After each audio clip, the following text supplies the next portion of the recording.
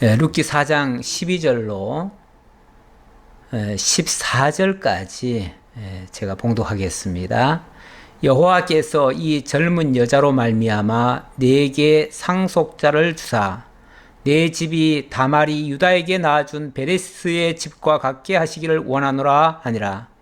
이에 보아스가 룻을 맞이하여 아내로 삼고 그에게 들어갔더니 여호와께서 그에게 임신하게 하심으로 그가 아들을 낳은지라. 여인들이 나오미에게 이르되 찬송할지로다. 여호와께서 오늘 내게 기업 물을 자가 없게 하지 아니하셨도다. 이 아이의 이름이 이스라엘 중에 유명하게 되기를 원하노라. 아멘. 오늘부터 룻기에 들어가겠습니다. 룻기에 들어가기 전에 먼저 오늘의 말씀, 룻기 전체를 요약하고 있는 요절의 말씀을 살펴봤는데요. 제가 요절은 4장 12절이라고 말씀을 적어놨지만 제가 14절까지를 봉독을 해드렸습니다.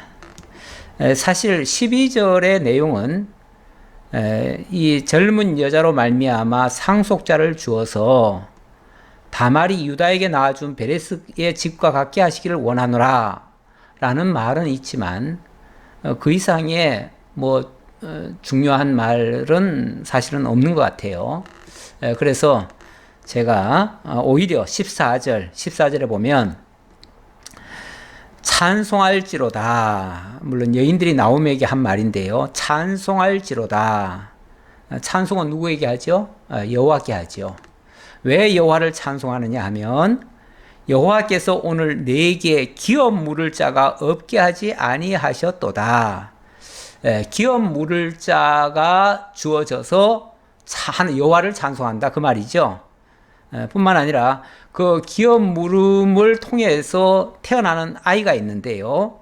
이 아이의 이름이 이스라엘 중에 유명하게 되기를 원하노라. 이 아이가 유명하게 되기를 원한다. 이게 단순한 축원 정도의 말이라기보다는요. 오히려 이 성경에 기록된 이러한 내용은 예언적인 내용이죠. 예언적인 내용이니까 결국 이 말씀은 이로 말미암아 태어나는 아이가 보통 아이가 아니라 아주 유명한 아이, 이스라엘 중에 유명한 아이. 그래서 하나님의 기업을 무르게 될 것이고 그로 말미암아 여호와께서 찬송을 받으시게 되는 일, 그런 결과가 만들어지게 되는 그런 아이라는 거죠. 그래서 지금 룻기에서 가장 중요한 내용은 이 룻이라고 하는 여인을 통해서 한 아기가 태어날 것인데 그 아기가 그냥 보통 평범한 아기가 아니라 장차 하나님의 기업을 물을 자가 되어지고 뿐만 아니라 여호와를 찬송하게 될 자가 된다 그 말이죠. 찬송할 자가 되어진다. 이런 유명한 아이의 출현을 예고하는 그러한 말씀이 되겠습니다. 그래서 룻기가 굉장히 중요한 한 인물을 잉태하고 탄생시키는 그러한 역사를 품고 있는 내용이다. 그런 의미에서 룻기가 중요하다. 그 말씀이죠. 사실 이 룻기라고 하는 이 성경이 길지는 않습니다. 불과 넉 장밖에 안 되는데요. 이 넉 장에 불과한 이 성경, 평소에 많은 사람들이 그렇게 소개를 잘 하지 않습니다. 그런데 언제 이 부분을 소개하냐면 주로 5월달, 가정의 달, 주로 이제 어버이날, 어버이주일, 그때 사실 이 말씀이 많이 강론이 되어집니다. 왜 그때 이 말씀을 증거할까요? 그때 증거하는 이유는 여기에 보면 룻이라고 하는 이 여인이 참 효성이 지극하다 그 말이죠. 효성이 참 지극하다. 왜냐하면 청산가부가 돼가지고 남편도 잃고 자식도 잃고 자식마저 다 잃었어요. 예. 그야말로 이제 여자들만 있는 집안에서 뭐 아무런 소망이 없죠. 아무런 소망이 없어요. 예. 그런데 그 소망이 없는 집에서 그가 시어머니를 모시고 삽니다. 그리고 나중에는 그 시어머니를 복양하기 위해서 이 밀 이삭을 주었다가 시부모를 복양을 하지요. 이런 모습, 이 굉장히 효도하는 모습 같잖아요.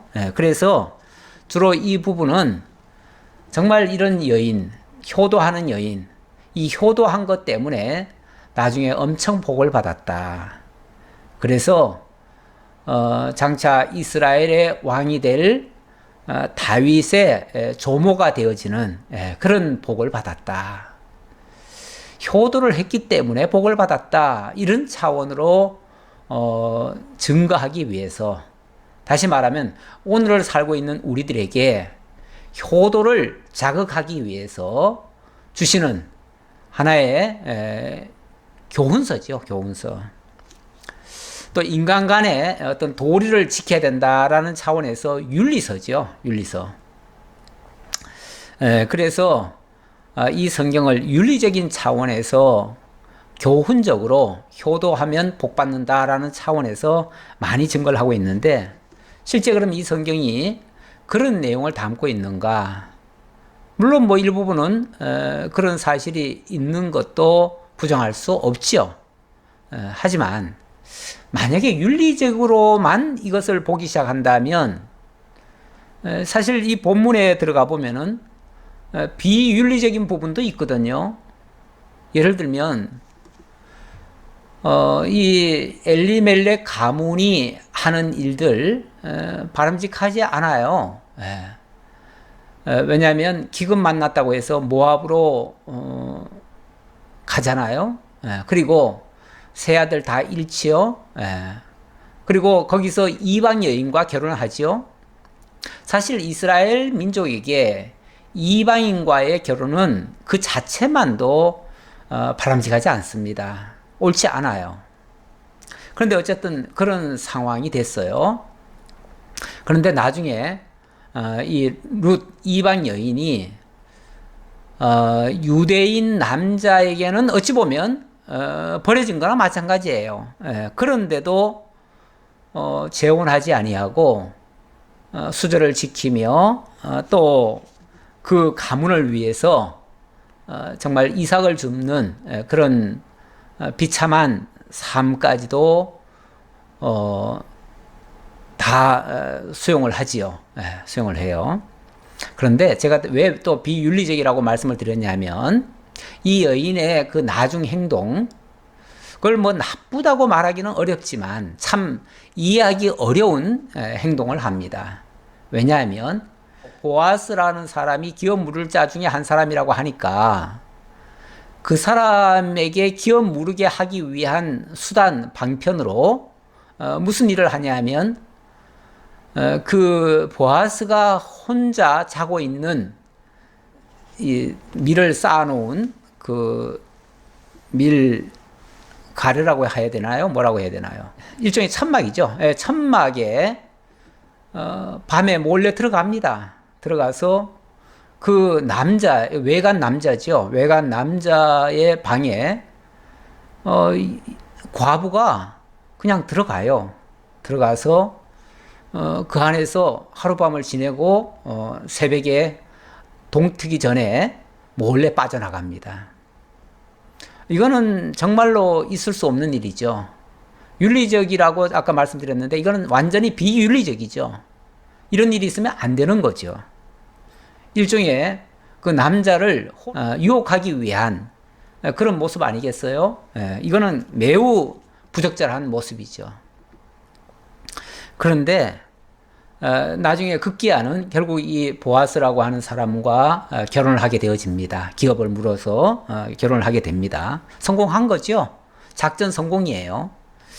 자, 그런데 나중에 그 축복하는 거 보면 사람들이 축복을 합니다. 뭐라고 축복하냐면 다말이 유다에게 낳아준 베레스의 집과 같게 하시기를 원한다. 이런 식의 축복을 합니다. 그런데 다말과 이 유다의 관계, 다말은 이방 여자예요. 네, 유다는 이스라엘 민족 가운데서 가장 장자권을 획득한 사람입니다. 원래 장자는 아니죠. 원래 장자는 르우벤인데 르우벤이 그 장자권을 잃었어요. 그런 다음에 유다가 장자권을 획득했는데 장자권을 가진 이스라엘의 대표격인 사람이 이스라엘 자손의 대표격인 사람이 이방 여인과 결혼을 하는데 이 다말이라고 하는 사람은 누구냐면 며느리예요. 며느리. 예. 며느리가 자기 아들과 결혼을 해서 맏아들이 죽습니다. 그러고 나니까 또 차남에게 들어가서 차남도 또 죽어요. 이 다말이라고 하는 여자와 잠자리를 한 남자들은 다 죽었어요. 두 아들이 죽었어요. 그러고 나니까 더 이상 유다가 그 다말에게는 자기 아들을 주지 않습니다. 원래 이스라엘의 이 레위기나 출애굽기에서 전해준 그 하나님의 그 법에는 계대 소원법이라는 게 있어요. 계대 소원법이라는 게 있어가지고 그 말은 뭐냐면 만약에 형제가 있는데 형이 예를 들어서 결혼했는데 자식 없이 죽었어요. 그러면은 그 형수가 남동생을 통해서 자식을 낳아줘야 돼요. 자식을 낳아서 그 형의 이름으로 기업을 이어가도록 해야 돼요. 윤리적으로 보면 이거는 굉장히 좋지 않은 방법인데 우리 성경은 사실 윤리적으로 보기에는 조금 난해한 부분이 좀 있습니다. 그런데 윤리보다는 그 하나님의 언약의 계승 차원으로 사실은 성경을 이해를 하셔야 됩니다.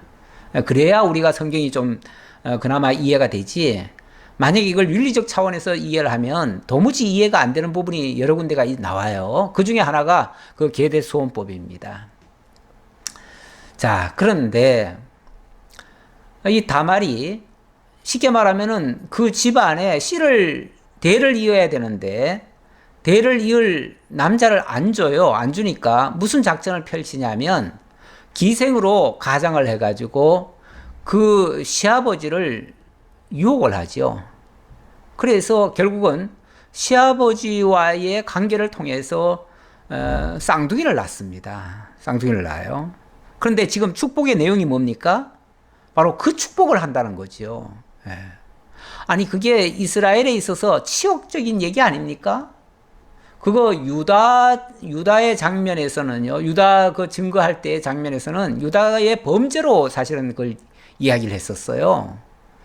유다의 범죄로 말미암아 정말 부적절한 관계를 통해서 쌍둥이가 태어났는데 그 쌍둥이가 이스라엘의 그 유다, 그 장자의 그 자격을 오히려 획득을 하고요. 그 베레스가 그 장자권을 가지고 그 이후에도 계속 대를 이어가요. 이게 정말 참 우리 윤리적인 차원에서는 이해하기 어려운 부분이다 그 말이죠. 그런데 이거를 마치 이스라엘 백성들은요 자랑스럽게 지금 이야기를 하고 있어요. 심지어 이 룻에게도 그렇게 되길 바란다라고 지금 축복을 하고 있어요.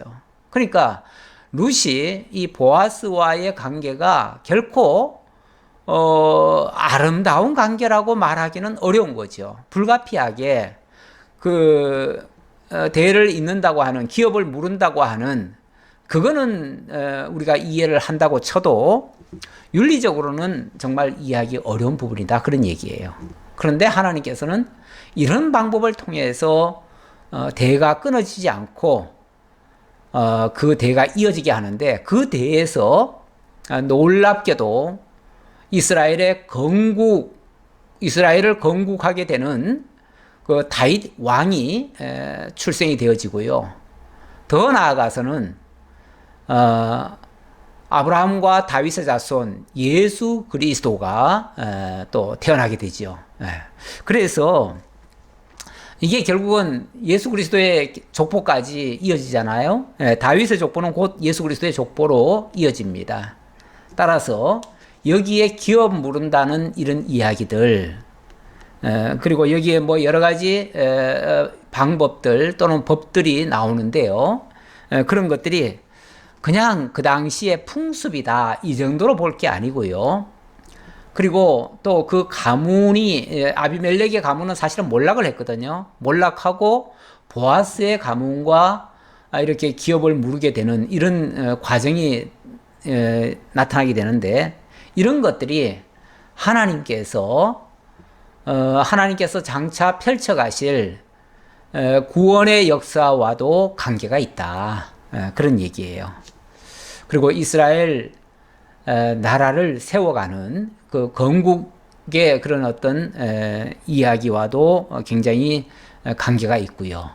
그래서 크게 말하면 이렇게 되어지는 과정, 이 과정은 그러니까 굉장히 뭐 우리가 이해하기 어려울 정도로 좀 난해하고 복잡하고 뭔가 정상적이지 않은 것 같아요. 과정은 분명히 뭔가 좀 잘못된 것 같아요. 그러나 결과는 하나님의 뜻을 이루고 하나님의 영광을 나타내는, 그리고 하나님의 언약 자손들에 대한 구원의 역사가 일어나고 하나님의 언약 성취가 일어나는 그런 결과가 만들어져요. 그런 의미에서 매우 소중한 이러한 성경의 말씀이 됩니다. 안 그러면요, 이 룻기는 그냥 하나의 소설 모티브밖에 안 돼요. 왜냐하면 어찌 보면 뭐 한 가문의 이야기 같잖아요. 한 가문, 그다지 뭐 중요해 보이지도 않는 가문, 이름도 그렇게 유명하지 않은 가문, 뭐 그렇죠. 그래요.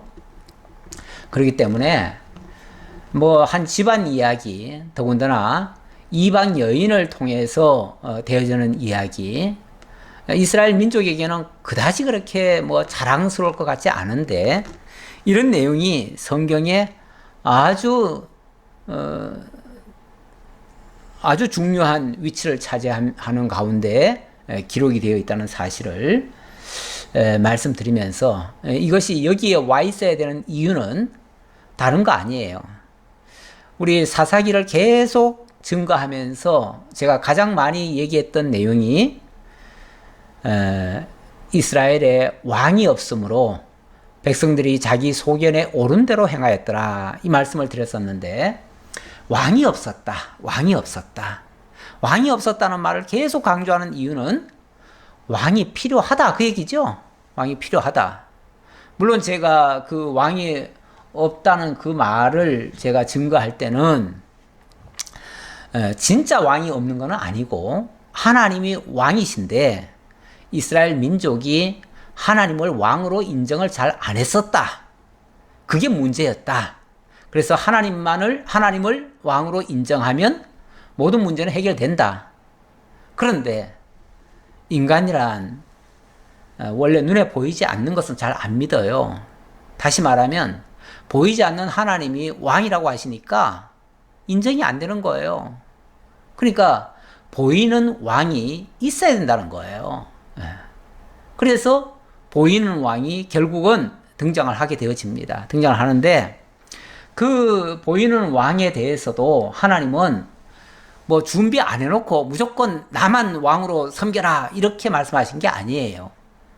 이미 이스라엘을 통해서 유다는 찬송이 될지라 하면서 유다 자손 가운데서 왕이 출현할 것을 예언을 했어요. 그렇기 때문에 유다 지파에서 왕이 오는 것은 필연적인 사실이에요. 오게 돼 있어요. 와야 돼요. 와야 되는데 그냥 평범하게 아무 일도 없이 그냥 턱하니 유다에서 어떤 사람이 나타나가지고 내가 왕이다 하면, 그러면 그게 과연 이 성경이 말하고 있는 그 약속된 그 왕이라고 할 수 있을까요? 그렇게 하기에는 너무 밋밋하죠. 다시 말하면 성경이 지목하는 그 왕이나 제사장이나 선지자나 이런 자들은 하나님이 지금 지목을 하는 거기 때문에 반드시 어떤 표적이 있어야 돼요. 뭔가 그를 가리키는 예언적인 내용이 있어야 되고요. 거기에 선행되는 몇 가지 조건들이 사실은 좀 갖춰져야 그게 하나의 표적인 거예요. 그래서 이 사람이 봐라, 이런 걸 통해서, 이런 곳에서, 이런 사람을 통해서 이렇게 예언되어지고 이렇게 나타나니까 이 사람이 그 사람 아니냐, 하나님이 약속한 그 왕 아니냐라고 증거할 수가 있는 거죠. 그래서 성경의 어떤 특정 인물을 만약에 가리키려면 그에 따르는 표적이 반드시 있어야 돼요. 표가 되는 이적 같은 거. 그러니까 평범해서는 안 되는 거죠. 사실 평범해서는 안 돼요. 오히려 평범하지 않다 보니까 당연히 자식을 낳더라도 자식을 낳을 수 있는 환경이 아니에요.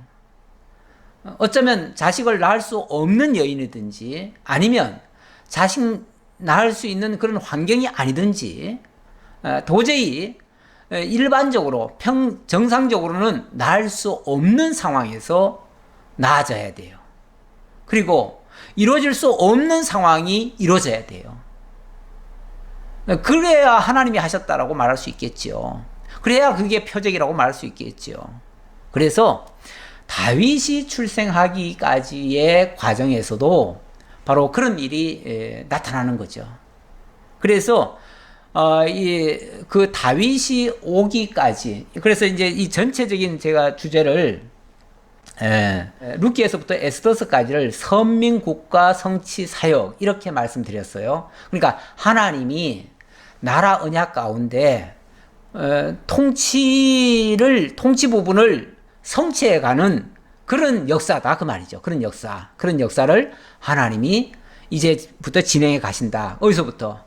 룻기에서부터. 그래서 룻기에서부터 에스더서까지는 바로 이 통치가 이루어지는 그런 내용이에요. 하나님의 나라 언약 가운데 첫 번째는 생육 번성이고 두 번째는 땅을 정복하는 거였죠. 그리고 세 번째는 바로 통치가 이루어지는 내용이에요. 그러니까 통치가 이루어진다는 말은 결국은 나라가 세워진다는 얘기예요. 나라가 세워지려면 거기에 통치자가 나타나야죠. 통치자가 나타나야 되니까 그 통치자를 뭐라고 표현하냐면 왕이라고 그래요. 그래서 왕을 준비하는 내용이다. 룻기는 본격적인 왕이 등장하는 건 아니고요. 그 왕이 오기까지의 과정을 그려주는, 그래서 준비 단계다. 왕을 준비하는 단계다. 그래서 왕을 준비하시는, 준비 또는 예비라는 표현이 더 좋을 것 같네요. 준비라는 건 마치 인간이 준비하는 것 같고, 예비라고 하는 것은 하나님이 그 길을 열어 가신다는 뜻이죠. 그런 의미에서의 하나님이 예비하시는, 왕을 예비하시는 여호와다. 이렇게 제가 소주제를 그렇게 잡아봤습니다. 그래서 룻기는 그 왕을 예비하는 내용이에요. 내용인데 이 성경이 기록될 그 당시는 주전으로 따져서 약 1011년부터 931년까지라고 그래요. 그 당시가 바로 사무엘이 등장하기 바로 직전이고요.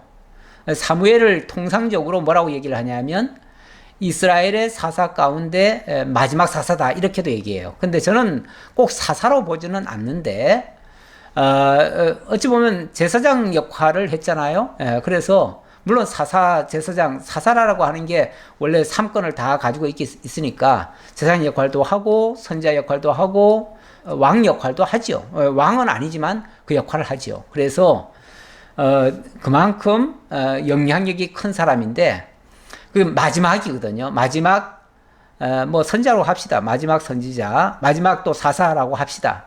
마지막 사사가 오기 전에, 그리고 지난번에 또 사사가 또 있었는데 그 삼손 사사가 끊어지고 그 이후에 사무엘이 오기 전까지 어찌 보면 그 공백 기간이 있는데 그 공백 기간이 상당히 혼란스러웠어요. 뭐 우리가 사사기에서 이미 봤지만 사사기 그 마지막 때쯤은 이거는 뭐 정말 난장판입니다. 한마디로 난장판이에요. 예. 동족들끼리 정말 사소한 문제 가지고 일을 확대해 가지고 모두가 다 공분을 일으켜서 서로 죽이고 죽는, 그래서 무려 6만 2천 뭐 몇십 명이 죽었잖아요. 이런 식으로 어마어마한 피해도 있었고요. 뭐 다 같이 하나님 앞에 뭐 혼난 거죠. 다 하나님의 징계를 받은 거죠. 그런데도 정신 못 차려요. 정신 못 차리다 보니까 무슨 일까지 발생하냐 하면, 우리 룻기 일단 좀 들어가 봅시다. 1장 1절. 사사들이 치리하던 때에 그 땅에 흉년이 드니라. 사사들이 치리하던 그때, 바로 제가 아까 배경 말씀드렸지요. 바로 그 시대에 무슨 일까지 벌어졌냐 하면 흉년까지 들었대요. 흉년까지. 그러니까 정치도 제대로 안 되고 뭐 경제도 엉망진창일 테겠지요. 그리고 백성들의 마음이 뭐 다 나뉘었어요. 각지 다 자기 속에는 옳은 대로 행하는 그런 시대니까, 아니 제멋대로 사는데 무슨 뭐가 질서가 있으며 뭐가 있겠어요. 그냥 사람들은요, 적절한 통제가 없으면 그냥 자기 좋은 대로 가게 돼 있어요. 그러면은 이건 뭐 죽도 밥도 아닙니다. 무정부 상태라는 그런 모습이 있잖아요. 그때는 그냥 자기만 살기 급급해요. 옆도 안 돌아봐요. 그런 시절이에요. 그런 시절에 그 땅에 흉년까지 들었어요. 흉년. 사람들이 뭐 신앙적으로는 뭐 어떤 일이 발생해도 그거 가지고 그렇게 고민하지 않아요. 참 사람들이 진짜 중요한 거는 신앙인데요. 신앙적인 좀 손해보고 신앙적으로 참 곤란을 겪는 거 가지고는 그렇게 고통을 느끼지 않는 것 같아요. 그런데 경제적으로 먹거리가 부족하거나 당장 오늘 생활에 뭐 불편함이 있으면 그거는 못 참아요. 이렇게 어찌 보면 물질의 노예가 되어 있다시피 해요. 그러다 보니까 흉년 들면 뭐 조국이고 민족이고 형제고 그런 거 기업이고 이런 거 따지기 전에 먼저 먹고 살아야 된다면서 그냥 살 길 찾아서 가는 거예요. 바로 사사들이 치리하던 그때에 그 땅에 흉년이 드니까 심지어 어떤 사람이 움직이냐면 유다 베들레헴의 한 사람이 그의 아내와 두 아들을 데리고 모압 지방에 가서 거류하였는데 그 사람의 이름은 엘리멜렉이요. 자, 유다 베들레헴에 한 사람이 있었대요. 유다 베들레헴. 유다를 제가 아까 말씀드렸지요. 유다는 어떤 민족이라고요? 유다는 하나님께로부터 장차 찬송이 될지라, 이스라엘 백성들에게 찬송이 될지라, 그거는 왕이 될 것이다, 그런 얘기거든요. 그리고 그들은 사자처럼 모든 것을 다 움켜잡을 것이다 그랬어요. 왕노릇 할 것이고 사자처럼 그렇게 맹수의 왕노릇 할 거죠. 그만큼 왕이라면요, 왕이 될 자라면요, 뭐 왕관을 쓰려는 자 그 무게를 견뎌라, 뭐 그런 말도 있죠. 다시 말하면 왕감이 된다면은 상당한 그 부담도 있기 마련이에요. 있기 마련이지만 그래도 남들보다는 더 참아야 되고요. 남들보다는 더 극복해 나가는 힘이 있어야 정말 왕감이라고 할 수 있지요. 다시 말하면 유다 자손이라고 하는 그 프라이드가 있다면, 그렇다면 유다 자손으로서 마땅히 자기가 나는 유다 자손이야, 어떤 그 프라이드가 있다면 이 정도 흉년 이까짓 거 뭐 이게 대수야, 그냥 좀 참자, 그리고 거기서 어떻게 해서든지 해결할 방법 찾고 거기서 하나님 찾고 이러면 좋겠지요. 그러면 당연히 좋겠죠. 좋은데 본문은 그렇게 설명한 게 아니라 유다 베들레헴에 살던 이 사람도 별볼 없이 딴 사람들 이사 가니까 이 사람도 그냥 이사 가더라 그 말이죠. 좀 어려우니까 살 길 찾아가더라. 똑같더라 그 말이죠. 오늘날로 말하면 우리 크리스찬들이 저 하나님을 믿는 사람으로서 이 땅에서 저 안 믿는 사람들보다는 뭐 겉모양이야 똑같겠지만 그래도 뭔가 내적으로는 좀 달라야 되는 거 아니에요? 그래도 뭔가 좀 파워가 나와야 되는 거 아니에요? 남들이 하지 않는 것을 우리는 하고 남들이 견디지 못하는 것을 우리는 견디고 남들이 실망할 때 우리는 웃을 수 있는 그런 여유가 있어야 되는 거 아니겠어요? 그래야 되는데 남들 아플 때 똑같이 아파하고 남들 슬플 때가 똑같이 슬퍼하고 남들 죽겠다고 할 때 같이 죽겠다고 하고 남들 불평할 때 같이 불평하고 그럼 뭐 크리스천의 힘이라고 하는 거는 없죠. 지금 이 베들레헴에 있는 이 사람 이름이 엘리멜렉입니다. 이 엘리멜렉이라는 이름은 사실 그 이름이 상당히 좋더라고요. 이름의 뜻이 하나님은 왕이시다. 하나님은 왕이시다. 그러니까 이 엘리멜렉 원래 엘이라고 하는 게 하나님이라는 말이고요. 뜻이고요. 멜렉이라는 말이 왕이라는 말이에요. 멜레크라는 그 히브리어가 왕이라는 뜻이에요. 그러니까 우리 하나님은 왕이시다. 그러니까 하나님을 왕으로 섬기는 자다. 이런 그 이름에 벌써 그런 의미를 담고 있어요. 굉장히 어찌 보면 왕을 추구하는 사람이고 또 하나님을 왕으로 모시겠다고 하는 사람이에요. 그 좋은 이름 가지고 제가 봤을 때는 하는 행동은 전혀 하나님을 왕으로 모시는 자의 모습이 아니에요. 왜냐하면 흉년 만나니까 곧바로 내려가 버렸거든요. 식구들 다 챙겨가지고 저 모압 땅으로 가버렸거든요. 모압 땅. 모압 땅이라고 하는 곳은 뭐 사실 이스라엘 민족으로서는 그렇게 쉽게 받아들일 수 없는 민족이에요. 그들과 상종하기 어려워요. 왜냐하면 모압이 이스라엘 민족이 돌아올 때 이스라엘 민족들 제거하려고 얼마나 애를 쓰고 정말 저주까지 했던 그런 민족이에요. 그래서 이스라엘 민족이 그렇게 호의적일 수가 없어요. 그런데 아니 살기 좀 어렵다고 그냥 쭈르륵 그쪽으로 갑니까? 이거는 하나님을 왕으로 섬기는 자의 그 본분의 모습이 아니에요. 더군다나 이 사람은 유다 베들레헴에서 살던 사람이라네요. 이 베들레헴이라는 이 단어, 이 지명이죠, 지명. 이 지명도 사실 굉장히 나쁘지 않아요. 참 좋아요. 뭐냐면 베이트라는 말이 원래 집이라는 말이고 레헴이라는 것이 빵이에요. 빵. 그래서 이 말을 만약에 직설적으로 번역을 하면 직역을 하면 떡집이에요. 떡집. 거기서 먹거리가 나오는 곳이에요. 다시 말하면 물론 이거는 육적 먹거리를 얘기하는 건 아니죠. 아까 하나님을 왕이라고 부를 정도로 엘리멜렉이라고 하는 이름을 지었고요. 그리고 유다는 찬송이라는 뜻이거든요. 원래 유다라는 말 자체가.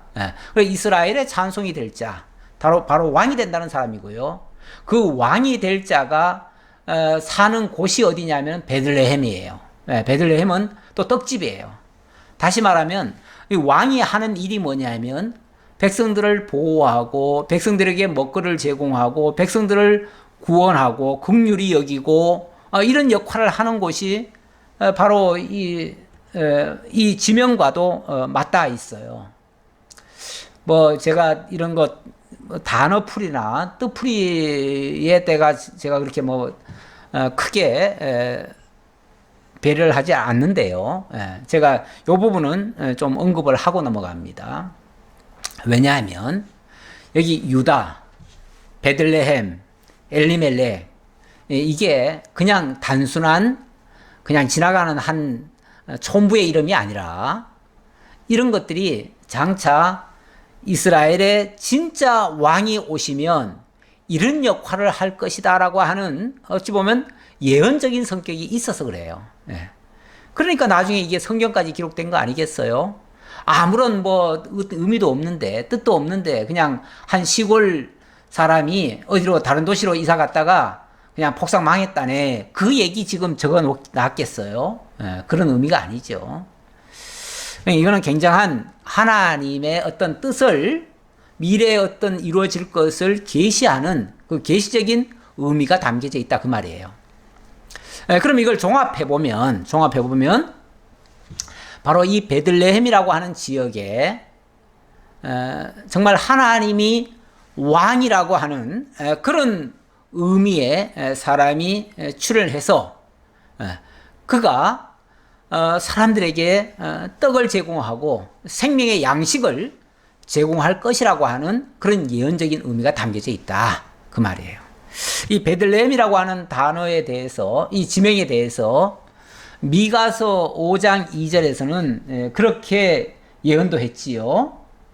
베들레헴 에브라다야, 너는 유다 족속 중에 작을지라도 이스라엘을 다스릴 자가 네게에서 네게로 나올 것이라.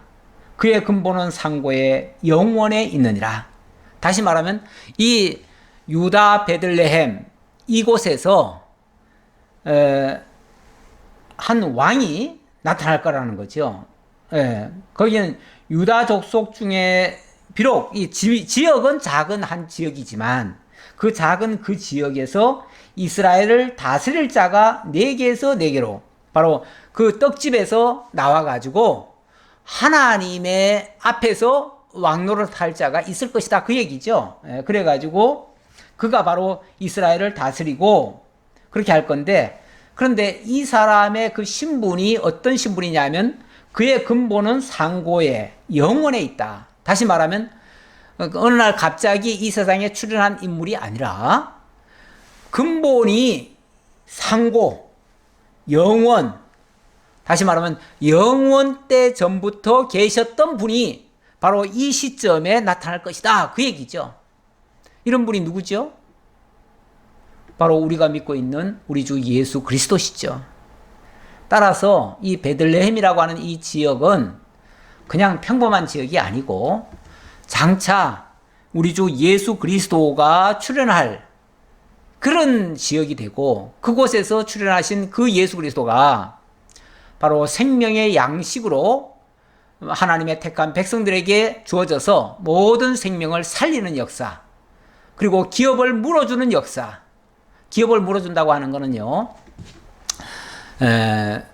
예를 들면 지금식으로 말하면, 옛날식으로 말하면은 단순히 아까 그 형이 자식을 잃었는데 그 자식을 대를 이어준다든지, 아니면은 땅을 다 빼앗겼는데 그 땅을 나중에 찾아준다든지, 이런 걸 기업 물은다고 하죠. 기업 물은다고 하는데 그 정도 선에서 그치는 게 아니고 장차 사단에게 다 빼앗긴 자들, 사단에게 넘어가서 죄와 사망 가운데 죽었던 자들, 그들을 값을 주고 산에서 하나님의 기업, 하나님의 자녀가 되게 하는 그런 역사, 그리고 그들에게 하나님의 생명의 양식을 공급해서 영원히 살게 하는 그런 역사, 그런 역사를 할 자가 바로 이 베들레헴에서 날 것이다 라는 말이죠.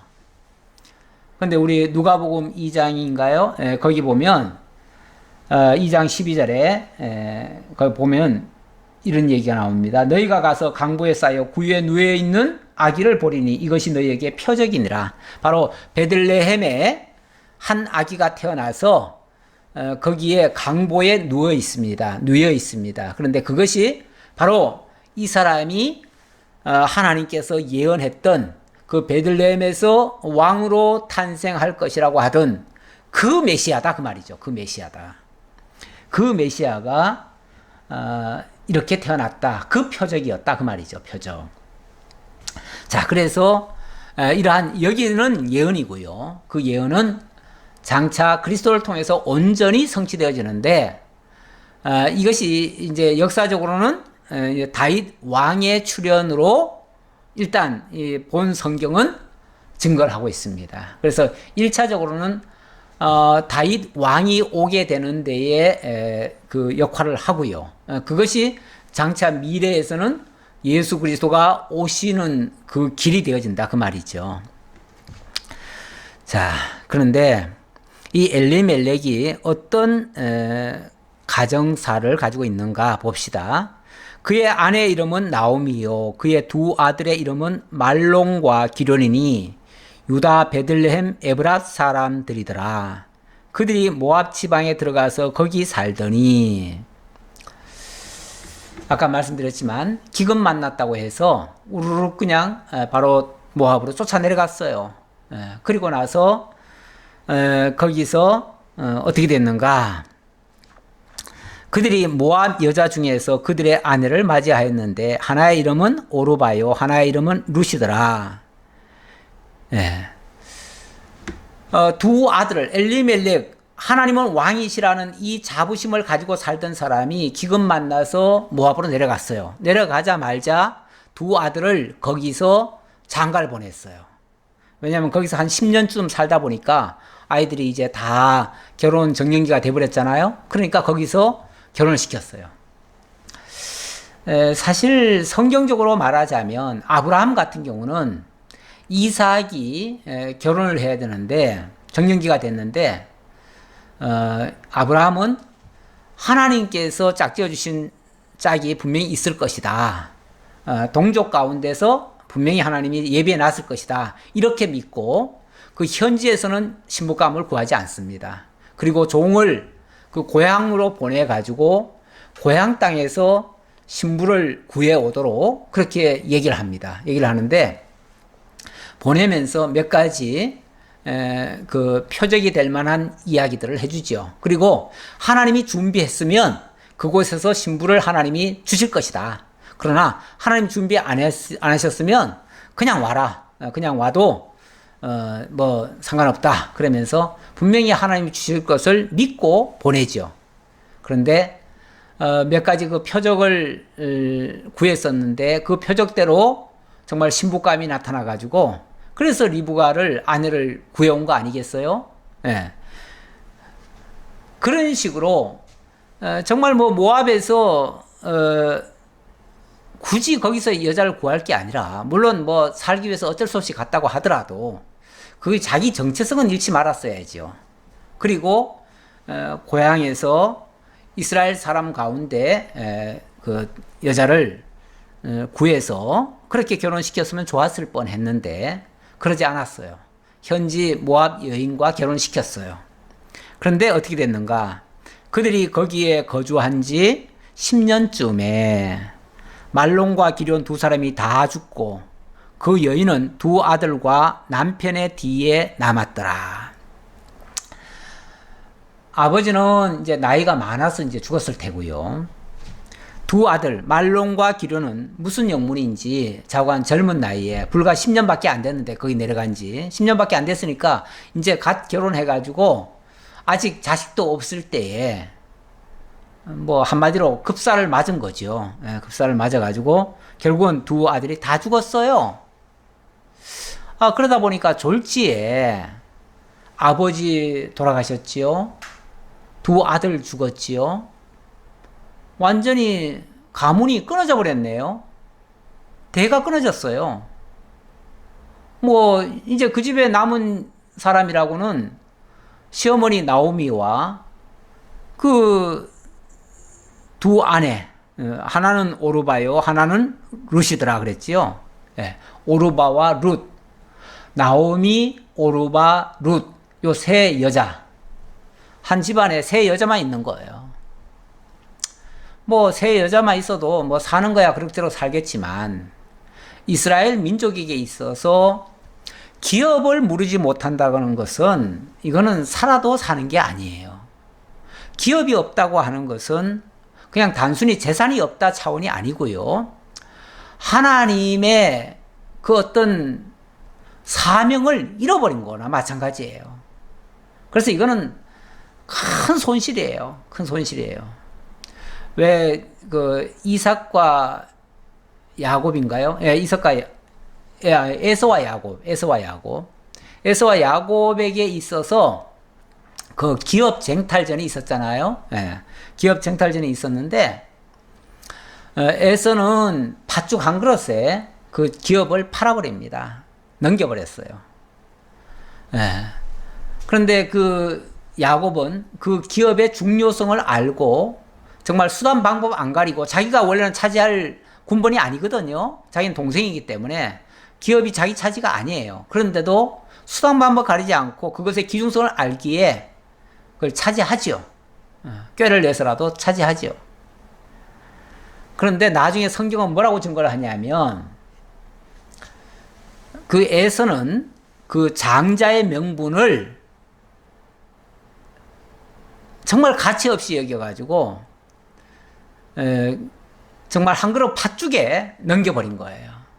그걸 망령된 행실이다. 그렇게 얘기를 해요. 망령된 행실이다.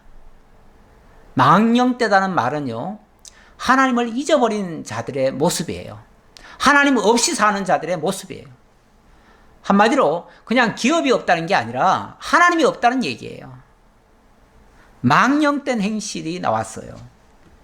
지금 이들의 모습에도 사실은 망령된 모습이 나온 거예요. 그게 하나님 앞에 죄라면 죄인 거예요. 우리가 죄 중에 가장 큰 죄는요, 예수님이 그런 표현하셨죠.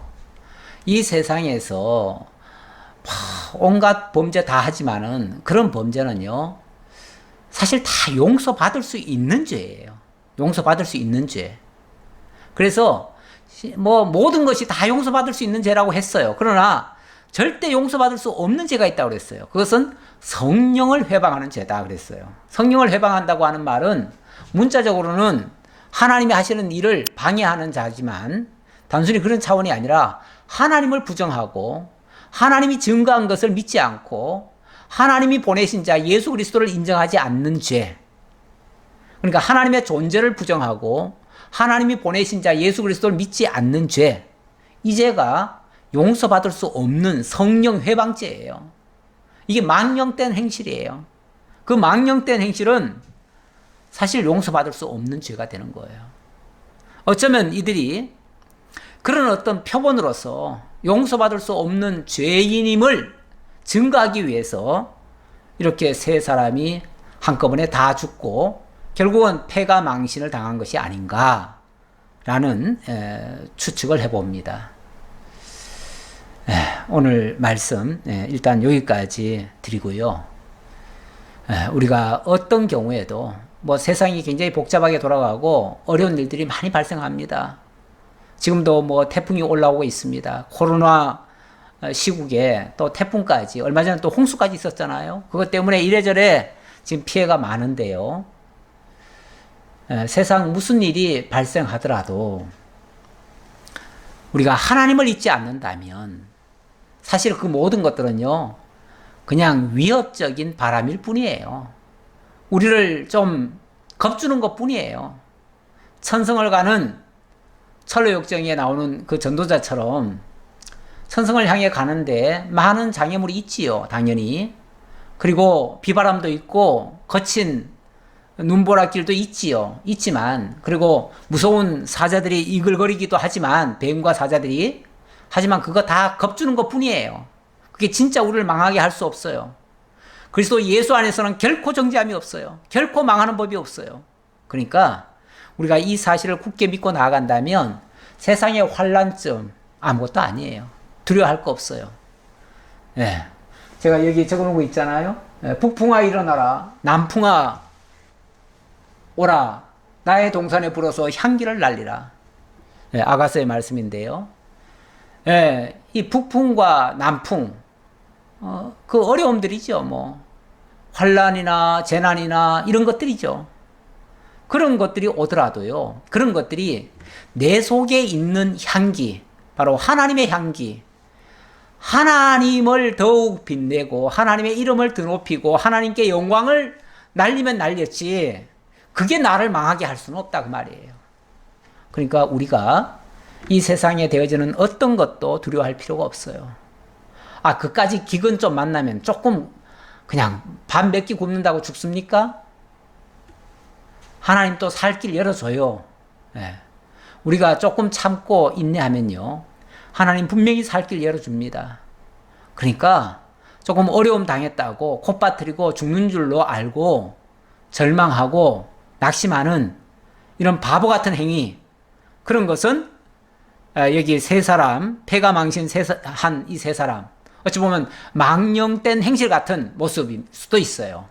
기업도 저버리고 하나님도 잊어버리고 자기 소견에 오른 대로 행하고, 물론 그 시대가 사사시대다 보니까 그 시대상을 닮아서 그렇긴 하지만 우리가 시대를 따라가는 것도 좋은 건 아니에요. 그렇다고 부정할 수는 없겠지만 언제나 변치 않는 하나님의 진리의 말씀에 굳건히 서서 그 모든 것을 거슬러 이겨가야지, 거기에 떠내려가면 안 되는 거예요. 이 환난 같은 것 다 이겨내시고 승리하시는 저와 여러분들 다 되시기를 진심으로 기원합니다. 아버지 하나님 감사합니다. 오늘도 룻기를 통해서 정말 하나님 살아계시고 살아계신 하나님이 진짜 나의 왕이심을 증거하시고, 그리고 우리를 정말 선한 길로, 안전한 길로, 북풍 속에서도 남풍 속에서도 안연히 가할 수 있도록 이렇게 인도해 가신다는 것을 깨달았습니다. 세상 겁주는 것 때문에 두려워하지 않게 하시고 넉넉히 믿음으로 이겨가는 참으로 승리자들 다 될 수 있도록 함께 해 주옵소서.